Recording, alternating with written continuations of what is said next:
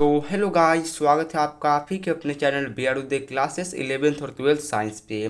दोस्तों, अगर आप लोग क्लास 12th के स्टूडेंट हो तो आप सभी को पता है कि 2024 के फरवरी मंथ में आप लोग का बोर्ड का एग्ज़ाम लिया जाएगा। सो इसी बोर्ड के एग्ज़ाम के लिए हम लोग क्लास 12th इंग्लिश के 100 मार्क्स की तैयारी के लिए एक नए सीरीज की शुरुआत कर रहे हैं। इस सीरीज के अंदर आपको हर एक चैप्टर का ऑब्जेक्टिव क्वेश्चन क्लियर करा दिया जाएगा और साथ ही साथ आपको मॉडल सेट और क्वेश्चन बैंक भी करा दिया जाएगा।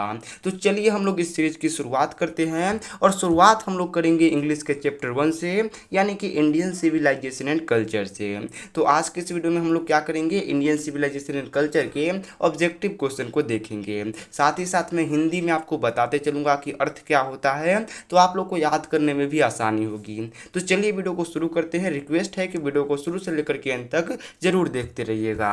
चलिए यहाँ से हमारा क्वेश्चन शुरू होता है। तो देखिए, पहला नंबर क्वेश्चन आपसे ये कहता है कि Mahatma Gandhi has written the lesson. तो इसका हिंदी में मतलब ये हुआ कि महात्मा गांधी जी जो है उन्होंने किस चैप्टर को लिखा है। तो ये तो सभी को पता होगा कि महात्मा गांधी जी ने इंडियन सिविलाइजेशन एंड कल्चर को लिखा है। तो हमारा आंसर क्या हो जाएगा, फर्स्ट का हो जाएगा, सी वाला बिल्कुल ही राइट आंसर। इसी प्रकार देखिए दूसरे क्वेश्चन को। तो दूसरा क्वेश्चन आपसे ये कहता है कि Indian civilisation and culture is dash. तो यहाँ पे आपको ये बताना है कि इंडियन सिविलाइजेशन एंड कल्चर यानी कि जो आपका चैप्टर 1 है वो क्या है। एक स्टोरी यानी कि एक कहानी है, एक स्पीच यानी कि एक भाषण है, एक ऐसे यानी कि एक निबंध है, या फिर एक ड्रामा यानी कि एक नाटक है। तो आप सभी को तो ये पता ही होगा कि इंडियन सिविलाइजेशन एंड कल्चर क्या है। तो एक प्रकार का ऐसे यानी कि निबंध है। तो इसका क्या हो जाएगा, ऑप्शन नंबर सी बोले तो ऐसे।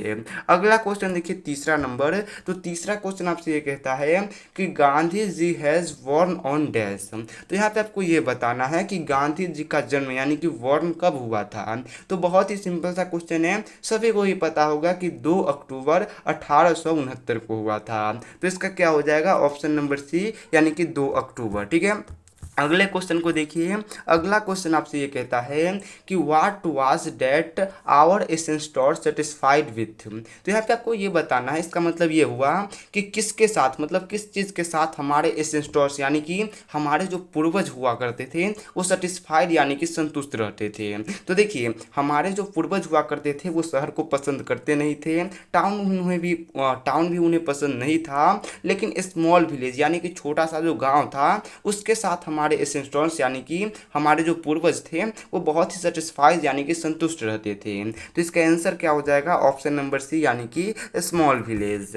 अगला क्वेश्चन देखिए। अगला क्वेश्चन आपसे ये कहता है कि who has written Indian civilisation and culture. तो बस यहाँ पे आपको ये बताना है कि इंडियन सिविलाइजेशन एंड कल्चर जो है उसको किसने लिखा है। तो याद रखिएगा कि इंडियन सिविलाइजेशन एंड कल्चर जो है उसको महात्मा गांधी ने लिखा है। तो इसका क्या हो जाएगा, ऑप्शन नंबर बी बिल्कुल ही राइट आंसर। और ये क्वेश्चन बहुत ही आसान क्वेश्चन था। तो इसी के साथ देखिए अगले क्वेश्चन को। अगला क्वेश्चन आपसे ये कहता है कि who dominated Indian politics from 1915 to 1948। तो देखिए इसका मतलब ये हुआ कि 1915 से लेकर के 1948 तक भारतीय राजनीति को किसने, मतलब भारतीय राजनीति पर किसका दबदबा रहा।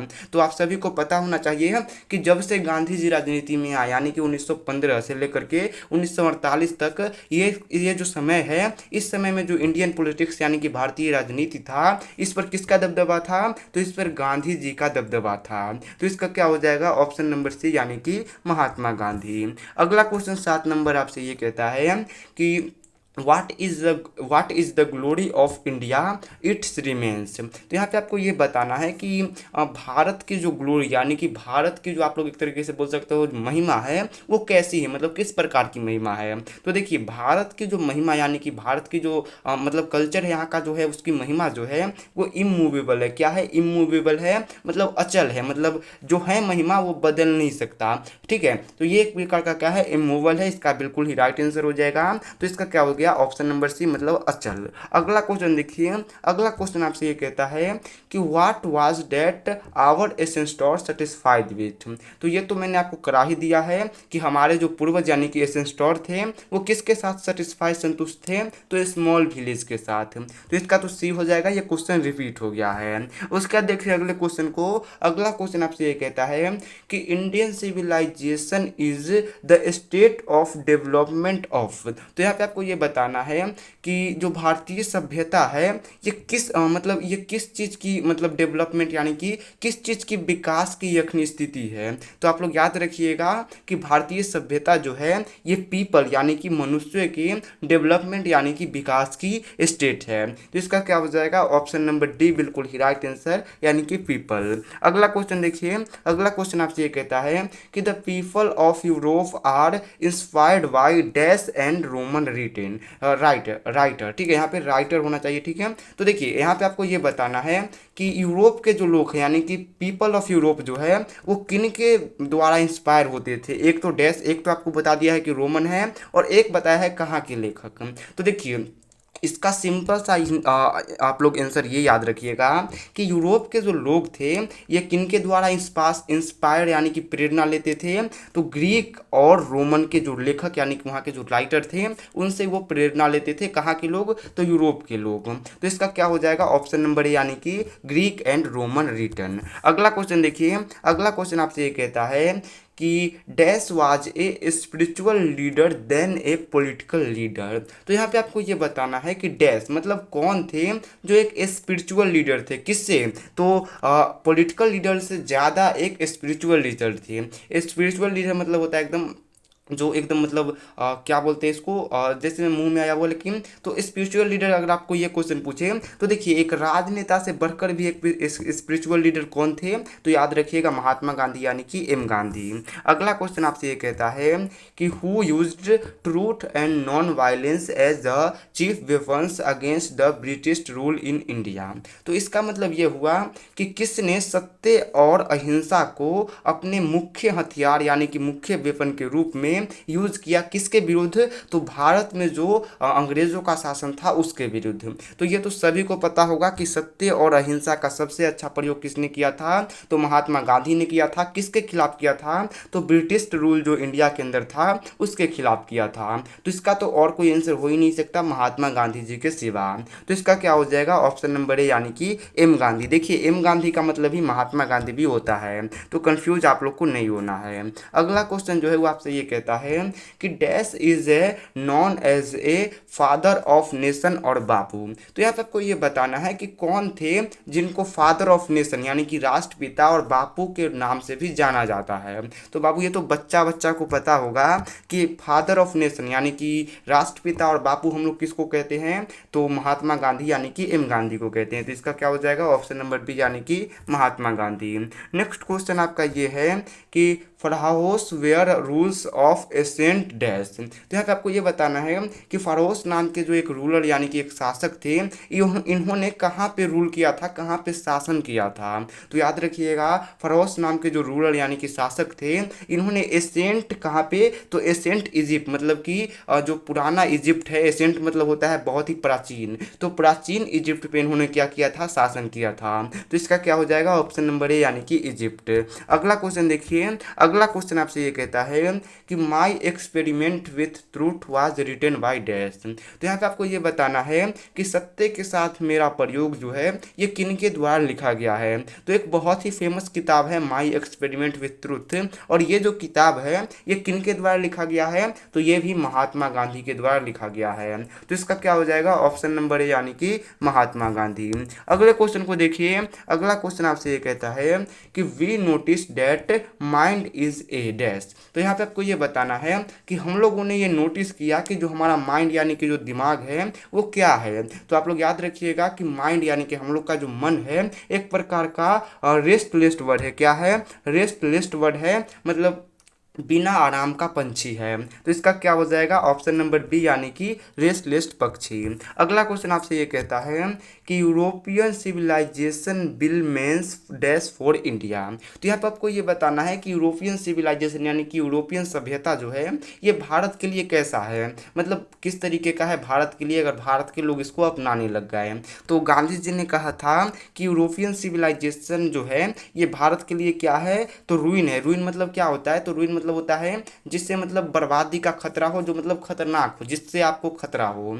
तो यूरोपियन सिविलाइजेशन इंडिया के लिए क्या है, खतरा है, ठीक है। तो इसको हम लोग क्या बोलेंगे, ऑप्शन नंबर सी यानी कि रूइन। अगला क्वेश्चन आपसे ये कहता है कि were satisfied with a small sorry dash were satisfied with a small village. तो यहाँ पे आपको ये बताना है कि कौन एक छोटे से गांव के साथ भी संतुष्ट थे। तो इसका आंसर सभी को पता होगा, आवर एंसेस्टर यानी कि हमारे पूर्वज। तो इसका क्या हो जाएगा ऑप्शन नंबर सी। अगला क्वेश्चन 20 नंबर आपसे ये कहता है कि I believe that the civilisation India has evolved in not to be beaten in the world, this line has been taken form. तो यहाँ पे आपको ये बताना है कि ये जो लाइन है I believe that the civilisation India evolve is not to be beaten in the world, ये लाइन कहाँ से लिया गया है, किस चैप्टर से लिया गया है। तो इंडिया सिविलाइजेशन यानी कि भारतीय सभ्यता की बात हो रही है, तो भारतीय सभ्यता और कल्चर से ही लिया गया होगा, मतलब ऑप्शन नंबर ए बोले तो इंडियन सिविलाइजेशन एंड कल्चर।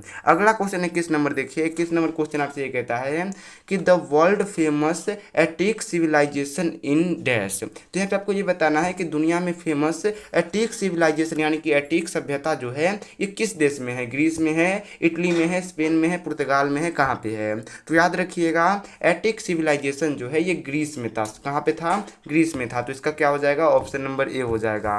अगला क्वेश्चन आपसे ये कहता है कि dash viewed large cities as snares and useless ambulance sorry encumbrances. तो इसका क्या हो जाएगा, तो इसका मतलब ये हो जाएगा कि कौन लोग थे जो बड़ा बड़ा सिटी मतलब बहुत सारे सिटी को एकदम यूजलेस यानी कि बेकार मतलब बिना उपयोग के समझते थे। तो आप लोग याद रखिएगा कि हमारे एंसेस्टर्स यानी कि हमारे पूर्वज जो थे ये बड़े बड़े सिटीज यानी कि बहुत सारे जो सिटीज़ थे उनको मतलब यूजलेस समझते थे। तो इसका क्या हो जाएगा ऑप्शन नंबर डी बिल्कुल ही right answer. Next question 23 number आपसे ये कहता है कि गांधी जी वेंट चंपारण इन। तो यहाँ पे आपको ये बताना है कि जो गांधी जी थे ये चंपारण कब आए थे, मतलब चंपारण कब गए थे या फिर चंपारण कब आए थे। तो पता है कि चंपारण कब आए थे, तो ये 1916 में गांधी जी चंपारण आए थे। अगला क्वेश्चन 24 नंबर आपसे ये कहता है कि our ancestors enjoyed the true dash rule. तो यहाँ पे आपको ये बताना है कि हमारे पूर्वज जो थे उन्होंने किस रूल को, क्यों, कौन सा सत्य रूल था यानी कि नियम था उसका खूब इंजॉय किया। तो आप लोग याद रखिएगा कि हमारे जो पूर्वज थे ये होम रूल यानी कि होम का जो सच्चा रूल था, सच्ची नियम थी, उसको एंजॉय किया। तो इसका क्या हो जाएगा ऑप्शन नंबर सी यानी कि होम। अगला क्वेश्चन 25 नंबर आपसे ये कहता है कि has civilization thought us to be more dash toward me and another. तो यहाँ पे आपको ये बताना है कि जो सिविलाइजेशन यानी कि जो हमारी सभ्यता है ये हम लोगों को एक दूसरे के प्रति क्या समझाता है, क्या सिखलाता है। तो आप लोग याद रखिएगा कि हमारा जो सभ्यता है ये एक दूसरे के प्रति हम लोगों को क्या सिखाता है, तो फ्रेंडली यानी कि मतलब दोस्ताना सिखाता है। तो इसका क्या हो जाएगा ऑप्शन नंबर डी यानी कि फ्रेंडली। नेक्स्ट क्वेश्चन 26 नंबर आपसे ये कहता है कि Gandhi ji died at a hands of fanatic on. तो यहाँ पे आपको ये बताना है कि जो गांधी जी थी उनको उनकी हत्या एक कट्टरपंथी के द्वारा कब कर दिया गया था। आपको पता ही होगा कि गांधी जी का हत्या कर दिया गया था। तो उनकी हत्या कब कर दी गई थी, तो उनकी हत्या 30 जनवरी 1948 को कर दी गई थी। तो इसका क्या हो जाएगा ऑप्शन नंबर बी यानी कि 30 जनवरी 1948। अगला क्वेश्चन 27 नंबर आपसे ये कहता है कि what is the modern civilisation, it's is worship of dash. तो यहाँ पे आपको ये बताना है कि जो मतलब अब की सभ्यता यानी कि जो मॉडर्न सभ्यता है वो सब क्या है, मतलब उसमें किस चीज़ की पूजा की जाती है। तो आप लोग याद रखिएगा कि जो भी मॉडर्न सभ्यता चल रहा है उसमें किस चीज़ की, तो मटेरियल मतलब जो मतलब चमक दमक होता है उसकी पूजा की जाती है। तो इसका क्या हो जाएगा, ऑप्शन नंबर ए बिल्कुल ही राइट आंसर यानी कि मटेरियल। तो ये हो गया अपना आज चैप्टर 1 समाप्त। इससे कुछ क्वेश्चन रहेंगे होंगे तो उसके लिए माफ़ी चाहता हूँ, और भी क्वेश्चन लाते रहेंगे इसी प्रकार। चैप्टर 2 चैप्टर 3 सभी चैप्टर को करेंगे, तो उसके लिए आप लोग चैनल को सब्सक्राइब कर लीजिए। अगर आपको वीडियो पसंद आया होगा तो वीडियो को लाइक कर दीजिएगा, अपने दोस्तों के साथ या फिर जहाँ पे भी ग्रुप वगैरह में आप शेयर करना चाहते हैं उसको शेयर भी कर दीजिएगा। मिलते हैं नेक्स्ट वीडियो में, तो तक के लिए बाय बाय।